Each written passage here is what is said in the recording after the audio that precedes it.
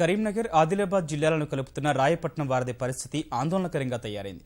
కడెం నుంచి భారీ మొత్తంలో నీరు విడుదలవుతుండటంతో వంతెనపై ప్రయాణం ప్రమాదకరంగా మారింది.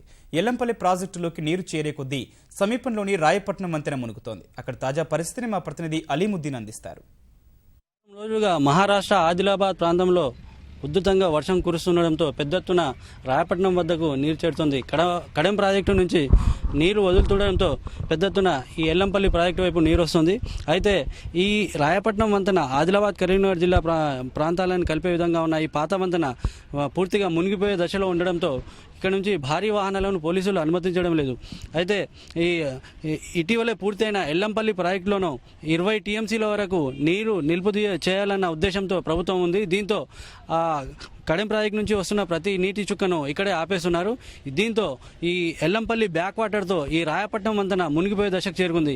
అయితే ఈ రాయపట్నం వంతెనకు ప్రత్యామ్నాయంగా కొత్త వంతెన నిర్మాణం చేపడుతున్నప్పటికీ గత కొంతకాలంగా ఈ పనులు మందకొడిగా సాగుతున్నాయి. దీంతో ఈ పాత వంతెనను వాహనదారులు ఉపయోగిస్తున్నారు.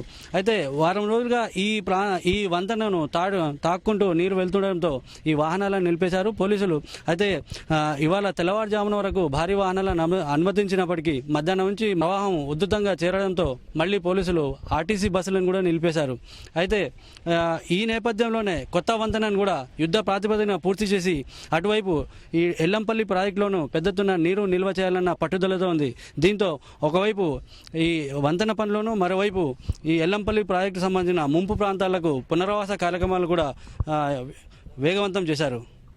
రాయపట్నం నుంచి కెమెరామెన్ తిరుపతితో అలీముద్దీన్, ఈటీవీ న్యూస్, కరీంనగర్.